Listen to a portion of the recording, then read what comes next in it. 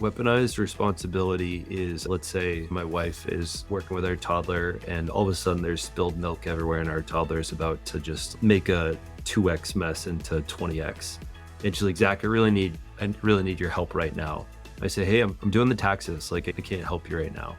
I'm doing the thing that's on my responsibilities list. And so I'm weaponizing the level of priority that I'm putting my own responsibility over a shared domestic responsibility between the two of us. Welcome to the No Guilt Mom podcast. I am your host, Joanne Crone, here with the lovely Brie Tucker. Why, hello, everybody. How are you? We have such a great episode for you today. It is with Zach Watson. You might know him from Instagram or TikTok because he is there as Real Zach Think Share, and it is where he shares mental load advice for the dudes and to help guys recognize the mental load that they're putting on their wives. And it's just such refreshing stuff to see. Yes. I mean, I have told him, like, both when we were doing the interview and off mic, that I really love that he is using his platform for good. He's using his gift for good and not for evil. For good enough for evil.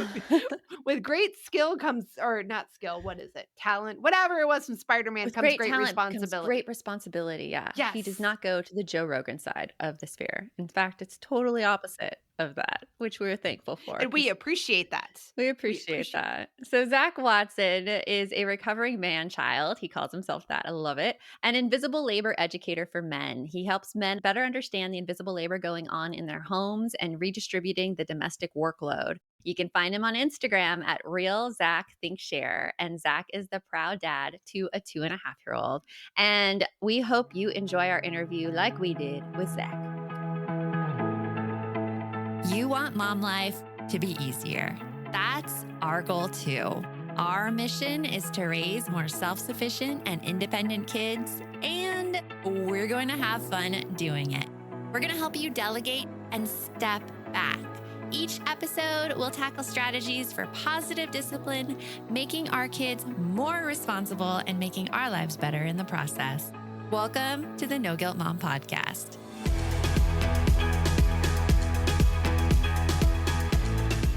Welcome, Zach, to the podcast. Okay, so the first thing I have to mention to you, though, is like we were talking on Instagram before you came on the podcast, and you mentioned to me that you were going to put MED on your bio. And I see MED is now on your bio as Zach Watson MED for the podcast. So you added it.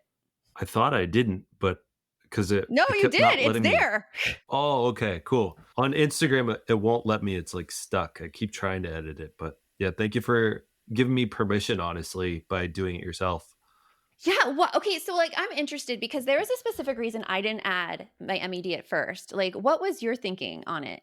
I think for a while it's a master's in education for mathematical curriculum and development. And I was a math teacher for 8 years in Massachusetts. And I think I still feel weird a lot of people call me an expert, so I'll jump on their bandwagon of calling myself an expert, just talking about mental load. And that's not what my master's is in. But I do think, I recognize as a coach for men is that I'm doing education, I'm doing curriculum development. So I think that was when I saw you had it and I saw that you weren't talking about specific like educational stuff that you would see of like a teacher. I was like, okay, yeah, actually part of the reason I think I am good at talking about mental load is I treat it like practice problems in math. Is you have to see like 1,000 y equals mx plus b type equations to get it right. And I personally have probably done about 20,000 of them. And so I think my understanding of how to do that has actually really translated over to the way that I speak about mental load. Yeah, that's interesting because originally, like, I didn't add MED to any of my stuff until a coach told me to do it, who didn't realize that I was actually qualified and had a master's degree. I was hiding it for such a long time because those education degrees, you tend to like knock down a little bit. Like I knocked it down because that's what I feel like the world tells you, especially here in Arizona. Teachers are not valued at all. Right? You're basically told, like, you do not know what you're doing. You are a teacher. And so that was off of my bio for a really long time. And it's interesting because the first thing you said when we started this interview was this difference between this expert level and particularly how like you see a lot of female experts talking about mental load. Mhm, We talk about mental load a lot. And then you talk about mental load as a man and you get a lot more attention coming at you for it. mhm. And you must feel that attention coming at you. What do you see really as the difference for that attention? How do you rationalize it? You guys probably know Paige, she's a Page Turner, and up Yes, we're yes, we talk online as well. we live in the same state, and I think it was one of her earlier videos I had stitched, and I realized how much we talk a lot about, like, just giving examples of mental load in domestic labor, and at one point, I was commenting on some really minor backlash. I was like I think I was almost annoyed. I was like, want someone to push back, like someone like hit me or something. Cause I was just getting a lot of moms in there that are just like, yeah, this is so great. Glad to hear it. So great coming from a man. And then she tagged me in a video. She's like, here, you can have them. And she showed me a stitch of someone that did her video. And then they shot to Matthew McConaughey from Wolf of Wall Street. It's a fugazi, it's a fugazi, it's fairy dust. That's like those are the comments, those are the DMs that she gets, where it's like a bunch of Mhm. men pissed that she's trying to bring this issue up. Meanwhile, I get all the women that feel heard and validated by what I'm saying about it. I think one of the things I've tried to do is be palatable for men and try to do some of the emotional labor of putting myself in a vulnerable place, sharing where I'm screwing up and where I'm adding mental load for my partner first. And I think that gives a lot of the guys an opportunity to be like, oh yeah, he sucks. And then they hear themselves in it and they're like, okay, all right, maybe that's me too. Versus if I think earlier in my content creation, I was saying things where I felt better than a lot of guys. I was like, here's where you're screwing up and here's where I'm better. And that probably was pushing away at guys and they probably couldn't hear it. And so I've adjusted my tone. One, because I recognize I wanted to work with guys and help them out and help them recover Mhm. from man-childness like I'm working on. I love that use that term. It cracks us up. It's in your title underneath your name right now. Yeah. Zach Watson, recovering man-child. That is Yeah. what we're seeing as we're interviewing you. I love it. To go along with that, I mean, I can see that as a woman, when a man tries to tell me advice about anything I am doing wrong, I'm like, "Pff, no, do you even know?" And I would probably fight pretty hard against it. But I don't think I would go publicly fighting I don't know. It's a really hard thing. Do you get any of the men who come against you quite as hard as Paige gets? A couple of them, but I seem to have an army of women to back me up, and they just eat them alive before I even get to the comment section. There's probably already 20 responses. You've got your own Swifties. I would agree with that. It is frustrating as a woman sometimes, like how much we have to work to get acknowledged and noticed. And like we talked about that earlier, how you had a comparison before with the work of somebody that we've had on the podcast a few times. We love Eve Rodsky and her work, and she's had to work hard to get to where she is. But I love how you were using the platform that you were given for whatever the reason, societal expectations, because you're a man, it doesn't matter. You are using that platform to put forth positive change for everybody. And that is why we love you. That is why the women love you, because you're saying, you know what? No, we all need to work on this. Let's move forward with it. And that is what is phenomenal. And you don't see that as much because it feels like, in general, it's really easy to be like, oh, she's a girl. She messed up there. But it's not as easy in society for them to be like, "Oh, he's a man, he messed up there." It's all like, "Whoa, whoa, whoa, wait, let's just hear him out. Let's hear him out and see." The patriarchy of that. I love how you're working and figuring out how to communicate this in a way that is gonna make positive change for everybody, and thank you for being a recovering man child. Love it, Zach. Okay. Love it. And I want to dig into that recovering man childness too. And may I just add that not only do you teach about mental load, but I also learned this morning from watching your reels how to restring a hoodie that I was like, that looks so easy. I have so much trouble with that one. It's just a tool. It's a single tool. I need to get it because honestly, I'm like the string comes out of a hoodie and I'm like, forget it. It's not worth it anymore. It's gone. It's gone too far. Let it go. We're going to get into that recovering manchild right after this break. I've been looking for simple ways to form healthy habits and get the nutrients my body needs, even on busy mornings. And oh my gosh, has it been busy lately? And that's why I decided to give AG1 a try. Not only does AG1 deliver my daily dose of vitamins, minerals, pre and probiotics, and more, but it's a powerful, healthy habit that's also powerfully simple. It's just one scoop mixed in water once a day, every day, and it makes me feel energized. Even like I still add the coffee on there because I like it a lot. AG1 tastes really good too, and I enjoy my glass every single morning. AG1 is a supplement I trust to provide the support my body needs daily, and that's why I'm excited to welcome them as a new partner. If you want to take ownership of your health, it starts with AG1. Try AG1 and get a free 1 year supply of vitamin D3, K2, and 5 free AG1 travel packs with your first purchase exclusively at drinkag1.com/NGM. That's drinkag1.com/NGM. Check it out. Hey there, I'm Debbie Reber, the founder of Tilt Parenting and the author of the book Differently Wired.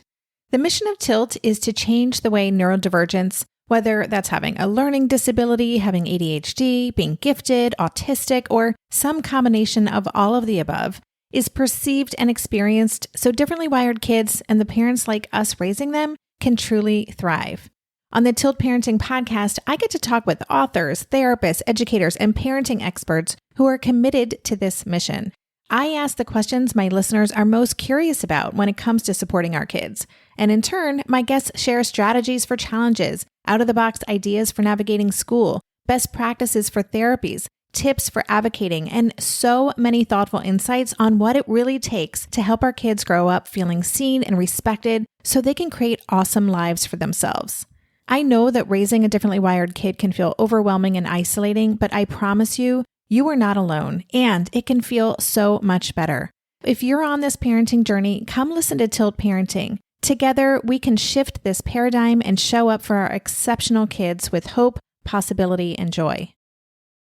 So, Zach, I'm really interested in your backstory. Like, when was this recovering manchild kind of awakening? When did you go from being manchild to recovering? Clearest point was probably 2022, or we had about just under 1 year old. And I'd been talking with Laura Danger and Abby Eckel on TikTok. And at one point I had just made a video saying like, what book should I read next? I was working on Ruth Bader Ginsburg's memoir, and both of them had recommended I listen to Fair Play. And I thought to myself, one, oh, this will be good. This will be appropriate. I feel like I'm constantly listening to books that can continue my education so I can speak in a more useful way. I had been really stagnant in my growth on TikTok a couple of months prior. Roe v. Wade was overturned because I didn't feel like I ought to have a voice. And honestly, I just green screened people that were talking about it. And I felt weird being a man talking about like a woman's issue.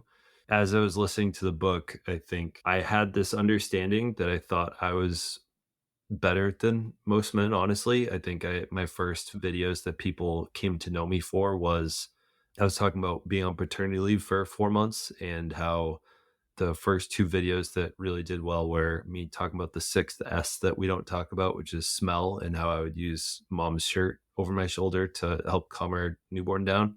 And then the second one, she was really committed to breastfeeding. And in that time, I had like a 10-minute goal of calming our child down. If she wouldn't calm down in 10 minutes, I couldn't soothe her. We had agreed that I would have to go wake up my wife. Even if she had just been sleeping for 45 minutes, that was the expectation we created. So because of that, I felt like I was ahead of a lot of guys, because a lot of people were saying how crazy it was that I was on paternity leave for 4 months. And then once I read Fair Play, I realized how much was missing from my understanding. Like, I still think I was a good dad, but I don't know if I was the partner that I thought I was. If you were to imagine a pie chart of the domestic labor that exists in the home, let's say it's including mental load, is I thought I had a good chunk higher. And if you zoom out, I was probably at 10%. And a lot of the other guys that I was comparing myself to were at 5%. So I was double them, but Mhm. still at 10%. So I think Yeah. once I started to understand mental load that and like the emotional labor that is done and is required for a home to work, that was the big aha, I think. That's really interesting. I'm curious even more. What was it like for you growing up? What did you see your parents? How was it in your home and what did you witness there in terms of mental load? I think my mom still manages a bit more of the mental load. There are even moments now where I call my dad out sometimes. There have been multiple times in the past year where my dad's asking my mom a question. Or remember, we're at my cousin's wedding, and he called up from like the little beach and to where to put the chairs. I said, "Dad, she's in the shower. Why don't you make an executive decision on this one?" And he was like, "No, no, no, she has, like, this, like, specific way she wants it." I was like, "Dad, I feel like you got this one. I'm not gonna bother her." So, I think there's still a lot of the mental load isn't necessarily fully equitable in my parents' house. I think my mom she calls herself a humanist, but I definitely think she's a feminist. A huge part of what I grew up in was she was actually the main breadwinner. She had one job for 36 years as a teacher. My dad had a lot of different jobs and never really gained enough steam to beat her income. So her doing that job was typically more important than him doing his job. And they both have master's degrees.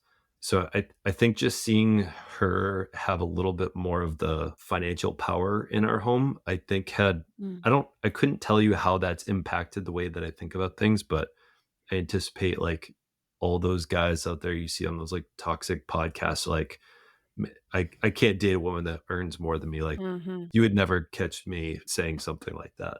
I think like in our society, there's the kind of roles that we fall into where like the man makes the money decisions and the woman makes like the home decisions, just like you saw with your dad deferring to the home, it's like decor to Mhm. your mom. But you saw that, you didn't see that in your home. You saw your mom make the finance decisions and it wasn't these strict roles that I think so many other people have. My question is like what do you see among other men now, like your friends or how they're managing the mental load in their homes? Like do they see what you're doing or is it still a very much a hands-off situation? I ask because me like knowing parenting and knowing everything, like I have no effect on my friends outside of Bree who works with me because you're known for this great thing of encouraging the mental load in others. And so other people feel threatened. And so I guess I'm asking like, do any of your male friends feel threatened? I don't know, honestly. And Mm. the reason I'll say I don't know is because I don't talk to them I don't talk to when you say my friends, I'm thinking of like my college friends that I saw as Mm. my main friend group that slowly we talk less and less every year of the, 10 years now we've been out of college. So I don't talk to them that much about it. I honestly don't even know if they watch my stuff. I think I get excited for sure, like sharing. I think they've always known that I wanted to become a content creator full time. I've been making videos since 2016, and I think to see me go full time this year, it's probably cool for a couple of them. But coming back to the question, I think one thing I do see with my newer friends from different groups I've hung out with, like outside of college, I don't know the difference in the mental load. I do recognize the difference in the emotional labor that I see. So I think that like my cousin is coming to stay with us for a couple days, and I know with him and a lot of the guys that I spend time with nowadays, like you'll see us like hug for 20 seconds. You'll see us like stand close to each other and just be with each other and not feel like we need to go play cornhole out back to like kill the awkward silence or something. I think in a lot of ways of my friendships used to be much more around games and sports and drinking, and I think a lot of that's evolved over the years. I have a friend that right now he's going through a divorce, and I talk with him every day. We help each other stay accountable for getting work done in our businesses, and we met in person one day to work alongside each other, and I remember like holding him And I think that was the like positive, like non-toxic masculinity that I think I experienced with my more recent guy friends has been palpably different than what I had in college. There's a lot of vulnerability. It's a generational thing, I think. Yeah, because I'm right on the cusp of Gen X and millennial, and Bree's firmly in Gen X. And it's like, well, firmly by being like I 2 do years both older feet. than me. No, It's they are, really not that much. but but I was also the youngest in my family and you were the oldest. Yeah. So that makes a big difference. But anyway, yeah, I'm firmly like those feet are planted in cement. It's They're not moving. But it's cool to see that the values are changing and that the toxic masculinity in some areas are definitely like shedding away a little bit. I know a question that a lot of people would want to know is if our listeners right now, if they have a partner who is not stepping up, who does not realize the mental load, what are your recommendations? What can they do about it? So my biggest recommendation, which I don't typically make in short form content anymore because this will require more emotional labor of women. And like when you try to make a 90-second clip giving them how to put their emotional labor efforts out, it just doesn't go well for anyone. I think the best answer that I've come to in the past year, and I can say similar to like, I know I did a bad job answering your previous question about like, where's the mental load that I'm seeing with my friends and family. I think you did a fantastic job, Zach. Oh, thank you. So in the past 2 years, I was in sales. And one of the things, as I was talking more about these subjects the past 2 years, I started seeing my colleagues and my managers starting to use the word mental load. I I forget, I'd sent an email over. I said, hey, can you do something for me? And he responded back, oh, yeah, here's the thing. Did I take the mental load off you? And then, like, P.S., did I do it right? And so slowly from me just including those words that are kind of uncomfortable because it's new vocabulary and it Mhm. feels like you're forwarding like an agenda or something, but using this new vocabulary, I noticed it starting to shift and change how my colleagues and my peers would think and talk. And similarly, like I made a post on LinkedIn the other day about my friend, like he used it in a really normalized way in a text to me. He's like, hey, I got the mental load on this one. And that I think is honestly how women can be fusing that into the home. And Mm. if they're doing the emotional labor of contextualizing it for how the guys are doing the mental load in their lives. So for example, let's say you're married to a man that is a manager, manages a couple people, and he comes home, complains about this one person that he manages that always is late on their time card.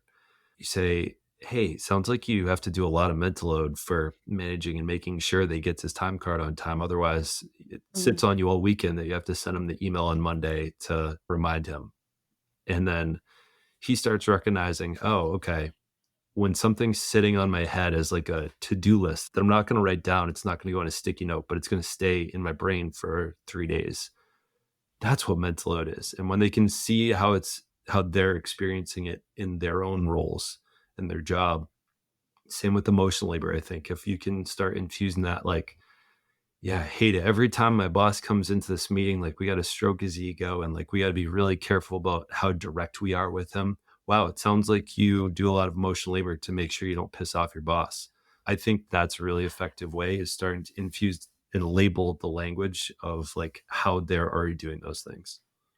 Oh my gosh, I love this so much because I think of like conversations with my husband lately and he's doing that with his bosses and I mean he's great with he knows emotional labor and mental load anyways, but it is such a common thing that happens in workplaces and you're doing such a teacher thing too, by the way, by labeling it and putting the vocabulary with it. And with the vocabulary comes the power to change the situation. And I love it all. I think it's genius. I think it's wonderful. Thank you. Also building off of the work that's already out there and crediting it as well is a real awesome thing to see. I think the only original thing that I've done, which apparently I was told that I coined it recently, was weaponized responsibility. Ooh, weaponized responsibility sounds really interesting. Let's hear more about that right after the break. Oh, everybody. It's us, Blair and Molly, your old pals from Toddler Purgatory. Two moms who are also actors, who are also creative beings, who sometimes feel stuck. And now we're back with a whole new podcast about unsticking it, launching in January. What happens when life gets in the way of our creativity instead of nourishing it? We talk to all sorts of guests about how to break through the mucky, gluey, sticky wall that can get between you and your creativity. We hear about their journeys, their successes, their challenges, and even their bougie coffee shop orders. So, join us, won't you, as we deep dive into how to unstick ourselves from the life gunk that can get in the way of our creative freedom. Get out of there, life gunk. Let us help you get back to your best creative self. Look for Unsticking It with Blair and Molly. Wherever you listen to podcasts, starting in January. Unsticking It with Blair and Molly, because sometimes life sucks. Are you overwhelmed by the things that get in the way of you doing what you want to do? Are you looking for ways to simplify life to better align with your values? Do you want to create space in your schedule so you have room for more of the good stuff? Play, joy, relationships, gratitude, and more? If you answered yes to any of these questions, I invite you to check out Edit Your Life, a podcast to help you edit the unnecessary from your life so you have more room to enjoy the awesome. Through episodes with me, Christine Coe, and a range of super smart, compassionate, and thoughtful guests, you'll come away with big picture insights and practical ways to declutter your home, schedule, and mental space without getting bogged down by perfection. I have always believed that small moments and actions matter tremendously. My goal is to help you find agency and space in your life through doable baby steps that will leave you feeling accomplished instead of overwhelmed. Check out Edit Your Life wherever you enjoy your podcasts. So you were talking about weaponized responsibility, and we know about weaponized incompetence. So what is the responsibility component? So, I mean, I made this up, that there may be a previously existing word or phrase that I'm not crediting, but I came up with this term based on recognizing what weaponized incompetence is, which I would defer to Laura Danger. I feel like she's like the expert on it from all the videos she does, but I would want to ask her whether that is purposeful or not. If a guy sucks at something, but he isn't necessarily doing it on purpose, he's just like more like learned helplessness almost.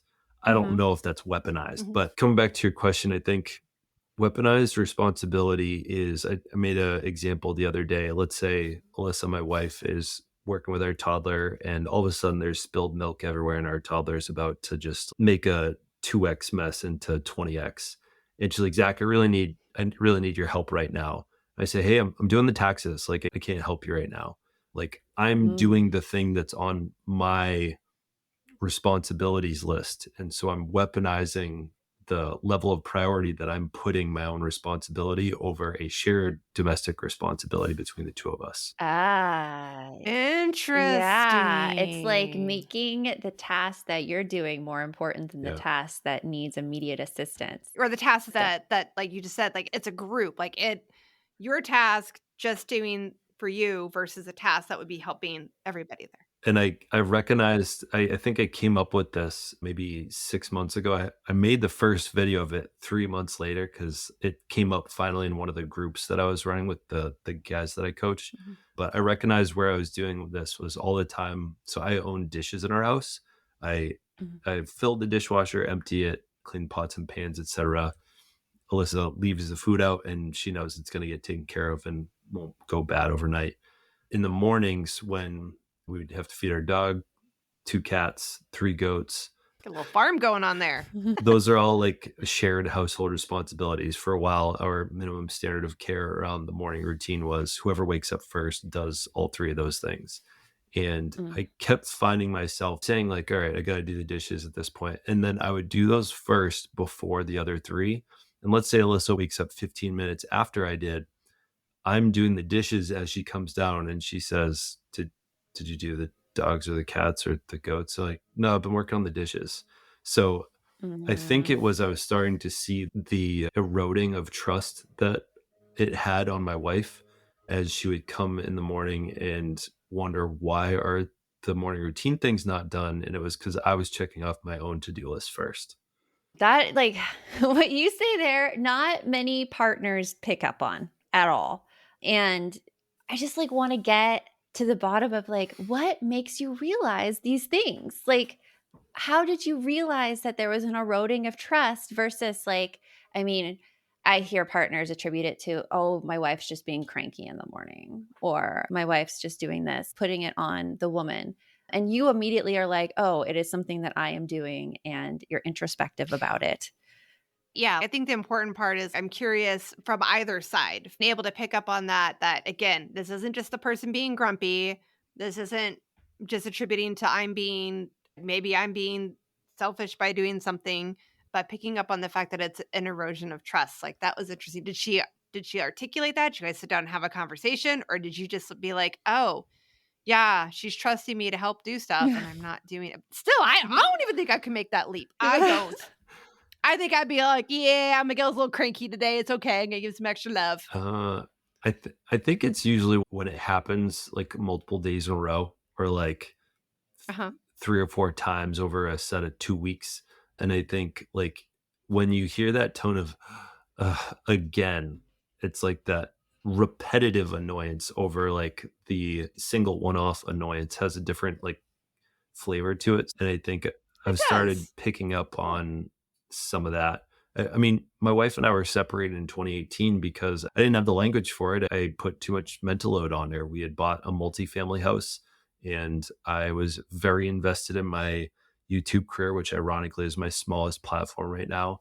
And like I was putting in probably an hour or two a day on YouTube, and this house that we agreed to renovate, like I was twiddling my thumbs about trying to figure out how to get an electrician in the house, and we're new homeowners. I think the amount of erosion that happened in that time and that it took to build that trust back after we got back together, I think I'm both lucky that I got to go through a separation and not a divorce and like experience the challenges of that, to really have the opportunity to analyze all the problems that I created in that time.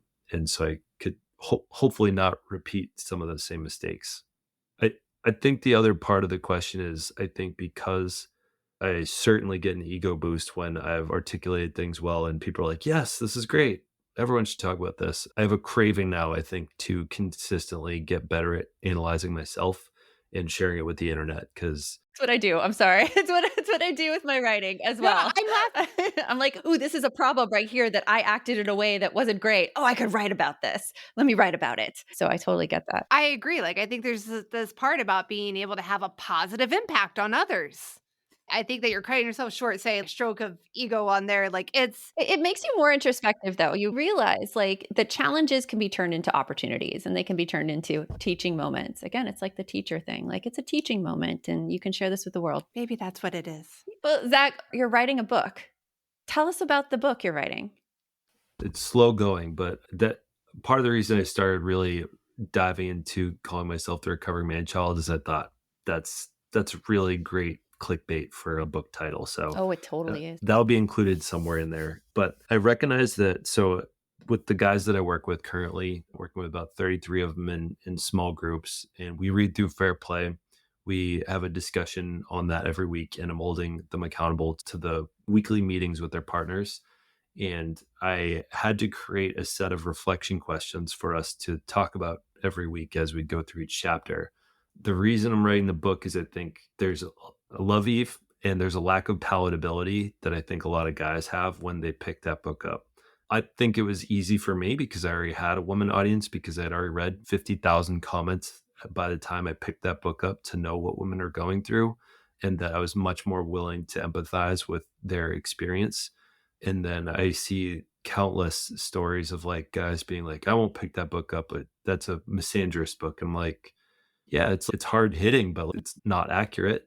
So I think a huge part of what I think I've been able to do is put myself first, be vulnerable, have almost like a Trojan horse type effect on defensive men that are struggling with these concepts. That's the cover of your book right there. That's the cover. It's a Trojan horse on the cover, man. Sorry. So the original idea of the book was called Confessions of a Recovering Manchild. I don't know if it'll end up being that cover name because what it's meant to be is a directive way to see the mental load, see the emotional labor, and cite all the sources that I've already done and regurgitate it in a way that is going to be a little bit easier for guys to digest, as they want to see a guy that's f***ing up first so that they can see it in themselves. Yeah. So if I were to take Fair Play and Justin Baldoni's Man Enough and create some sort of love child, that is what I'm imagining my book would be. Well, that's awesome. I look forward to reading it. I will definitely read it. I was like, And you're going to have to come back and share more once you have that finished, because I have a feeling that'd be very popular with our audience. What do you think, Joanne? I think so. And Zach, thank you so much for joining us today on the podcast, and we'll talk to you soon. Thank you. Appreciate it. So we have such the honor on this podcast to interview people who are really smart, who are really accomplished and talented. But we also get people who are just really damn good people. Zach was a really good person. He really was. I mean, we stayed on for half an hour with him afterwards, just chatting and coming up with ideas and talking business and talking like everything. What I love is like talking about ways that we can bring our audience in with his audience, and bringing the dudes with the women and getting us all together and all talking and making real change moving forward, not only in the way that we communicate, but in our expectations. And then we just continue to build upon that. And then that gets passed down to our kids, and then that gets passed down to their kids. And like, we are going to multiply with this mental load, equal distribution thought process. Well, it really needs to be done by both sexes in the relationship, like in heterosexual relationships. It can't just be the job of the woman to figure out how to take off this mental load and take off this emotional labor.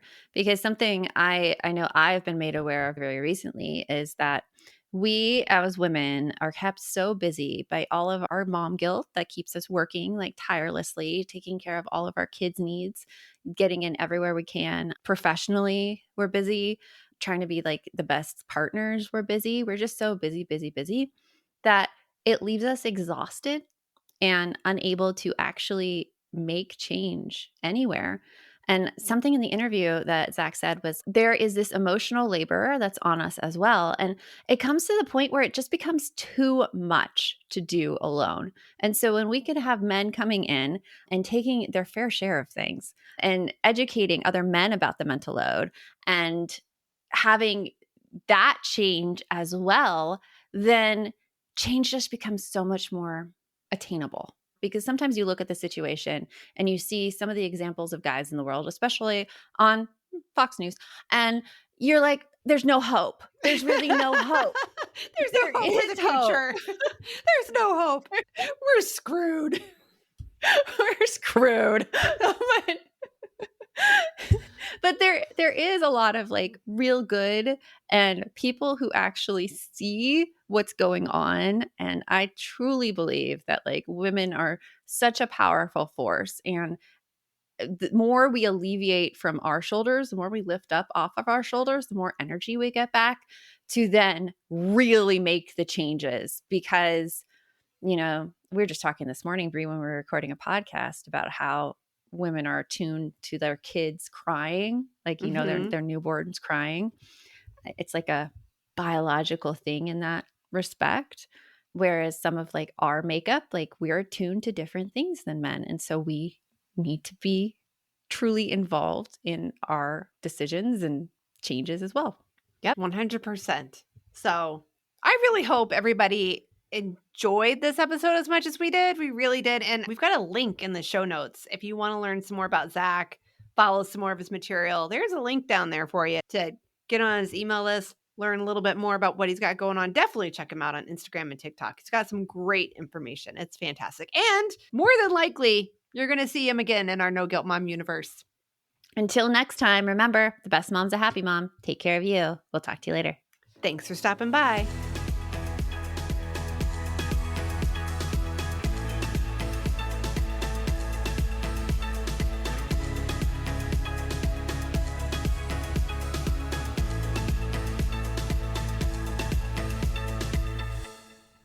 If you're a parent, I invite you to join us at the Mindful Mama podcast, where it's all about becoming a less irritable, more joyful parent. With sometimes hilarious and always thought-provoking experts and friends, at Mindful Mama, we know that you cannot give what you do not have. And when you have calm and peace within, then you can give it to your children. I'm Hunter Clark Fields, and I can't wait to see you there. Listen in to the Mindful Mama podcast.